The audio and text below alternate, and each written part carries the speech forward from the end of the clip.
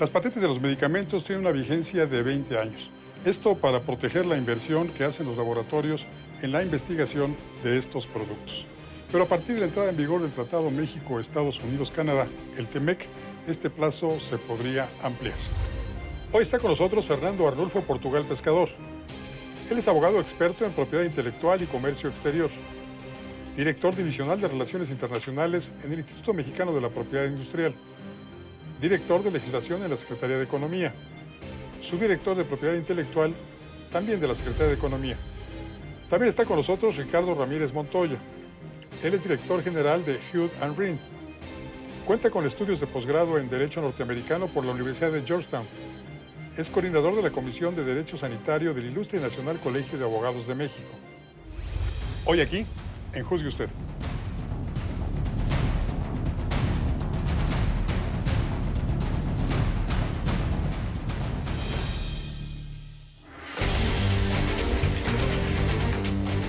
Un laboratorio ostenta una patente de un producto durante 20 años. Esto obedece a que invirtió en la investigación, la puede llevar a cabo durante 10 o 12 años esta investigación, y 8 años son para que exclusivamente venda ese producto al mercado. No obstante, con las reformas al Tratado de Comercio México, Estados Unidos, Canadá, ya firmado por el Ejecutivo, en proceso de revisión todavía en los senados de Estados Unidos, Canadá y México, pues pareciera que ese plazo se va a ampliar. ¿Por qué sería, licenciado Ramírez? Bueno, sin duda el plazo de protección de 20 años es improrrogable, esa es una protección, digamos, internacional.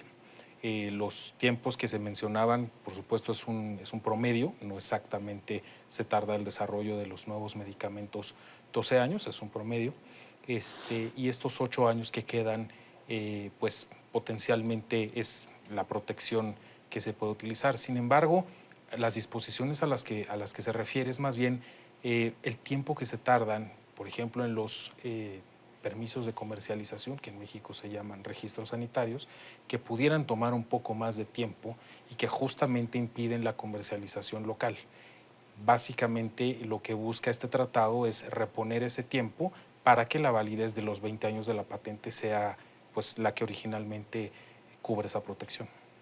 Estos 20 años que dura la protección a las empresas que desarrollaron el fármaco, ¿comienzan a correr a partir de que solicitan la patente o ya que obtuvieron los registros? Al momento de que se solicita la patente, es a partir de ese momento en donde empieza a correr la protección de los 20 años. Sí quisiera recoger un poquito también los comentarios de mi colega, relativos también a la posibilidad de extensión de patente que mucho se planteó en los medios, no solamente cuando se estaba discutiendo el Telecán, sino con su antecesor, el TPP. En realidad, lo que se está previniendo en estos tratados no es una prórroga de la vigencia o no es una extensión de una vigencia, sino es una compensación por los retrasos en los que eventualmente llegara a incurrir la autoridad en el otorgamiento de una patente o en el otorgamiento del permiso comercial. Uno lo da la autoridad de propiedad intelectual, en el caso mexicano el INPI, el otro, el permiso sanitario, lo da la COFEPRIS, la autoridad sanitaria en otros países.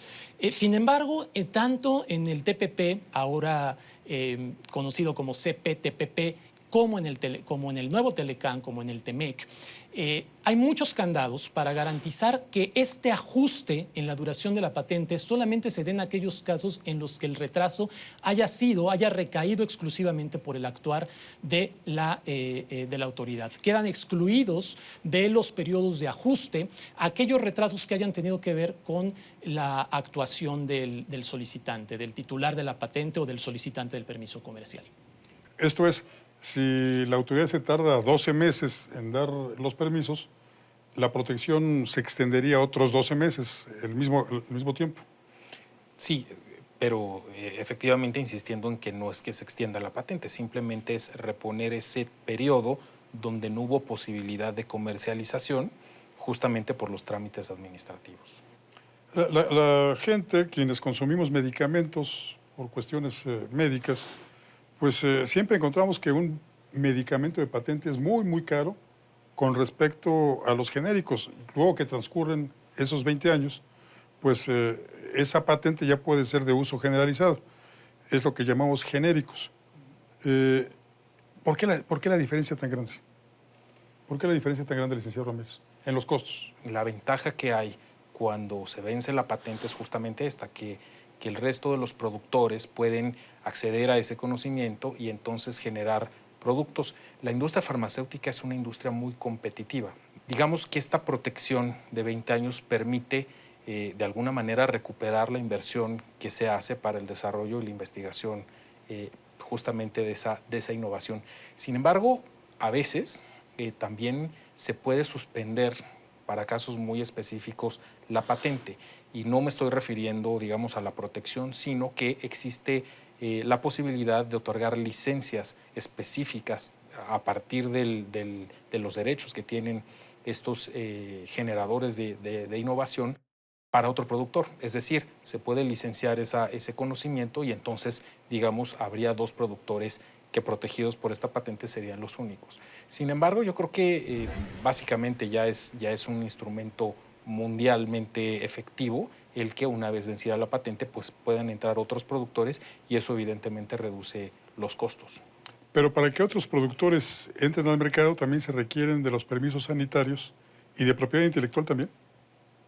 Bueno, por supuesto que para que un genérico pueda entrar al mercado necesita haber expirado la patente.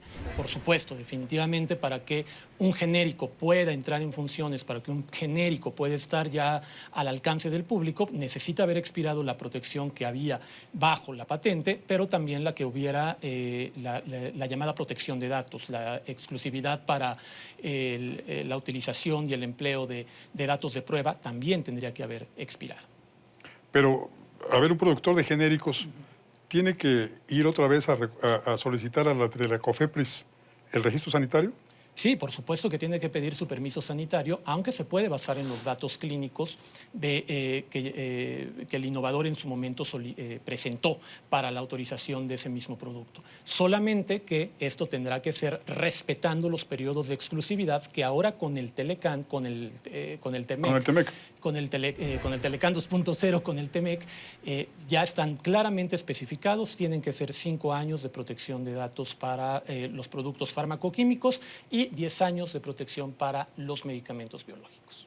Durante esos periodos solamente se va a poder conceder el permiso sanitario a aquella persona que hizo los estudios de prueba, que hizo los estudios de datos clínicos en un principio para obtener el permiso comercial. Mencionaba el licenciado Portugal las pruebas clínicas. ¿En qué consisten estas pruebas clínicas? Bueno, hay diferentes fases de pruebas clínicas, pero básicamente lo que buscan es garantizar que haya cierta calidad en la producción, que el medicamento sea seguro, que sea efectivo, es decir, que funcione para lo que está diseñado y que cure o tenga el efecto terapéutico que se determinó originalmente. Una vez obtenida esta permiso de comercialización, este registro sanitario en México, es la única manera de garantizar que esas 3 propiedades se tienen en todos los productos. Los estudios clínicos, de alguna manera, lo que generan es evidencia suficiente para conocer que esos efectos terapéuticos son constantes, es decir, iguales para todos los pacientes en condiciones similares y que a la hora de producirlos se conserva esa, digamos, calidad estándar para poderse comercializar de manera segura. ¿Y esto se hace con pacientes de manera voluntaria o cómo se hacen estas pruebas clínicas?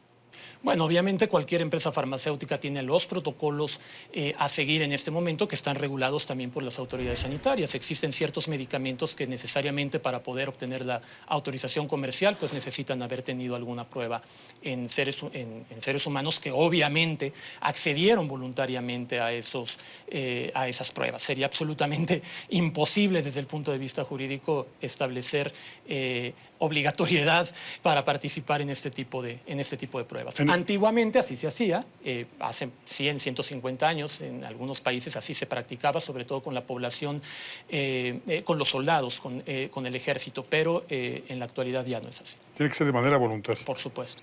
Y en Estados Unidos hay una especie de profesión u oficio en la cual pues varios ciudadanos ya se acercan a los laboratorios para ser ellos los conejillos de indias en donde se experimente a cambio de recibir una compensación económica. ¿Sucede eso en México también? Aquí yo quisiera hacer una precisión importante.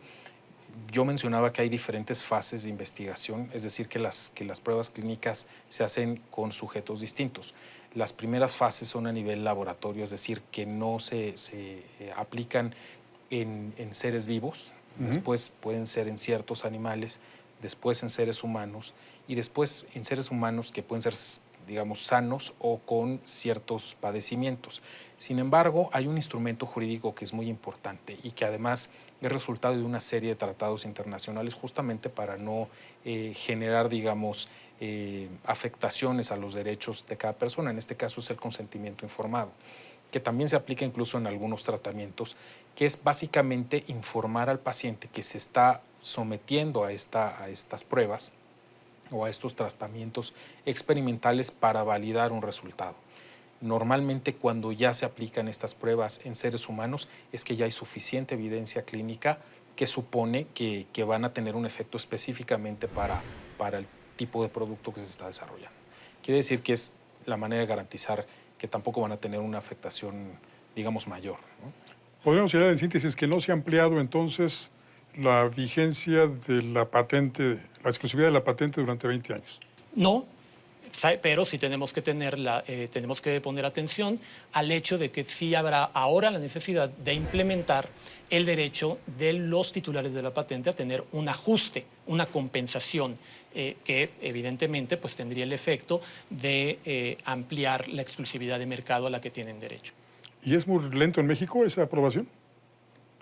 ¿La aprobación No, realmente es rápido? el otorgamiento de las patentes, nosotros estamos en números bastante razonables, somos bastante puntuales en el otorgamiento. Por lo tanto, desde la negociación del TPP, que ya se empezaba a vislumbrar, que más bien que ya estaba sobre la mesa para México el contraer este tipo de obligaciones, ya se tenía la convicción, se tenía la seguridad de que realmente en la práctica va a ser muy excepcional que opere la compensación por retraso en el otorgamiento de la patente. Perfecto. Licenciado Portugal, muchas gracias. Al contrario, gracias a usted. Licenciado Ramírez, gracias por venir. Muchas gracias por la invitación. Gracias. Buenas noches. Muchas gracias. De acuerdo a los expertos, la COFEPRIS y el INPI, la que otorga los registros sanitarios y la que otorga los permisos de propiedad intelectual, hacen su tarea muy rápido y muy efectivamente, por lo cual los medicamentos comienzan a comercializarse en nuestro país de manera muy rápida. Eso opinaban los expertos, pero lo que nos interesa es que juzgue usted. Soy Francisco Rodríguez, le agradezco su atención. Lo invito a que nos reencontremos aquí la próxima semana. Mientras tanto, le deseo como siempre buenas gracias y muchas noches.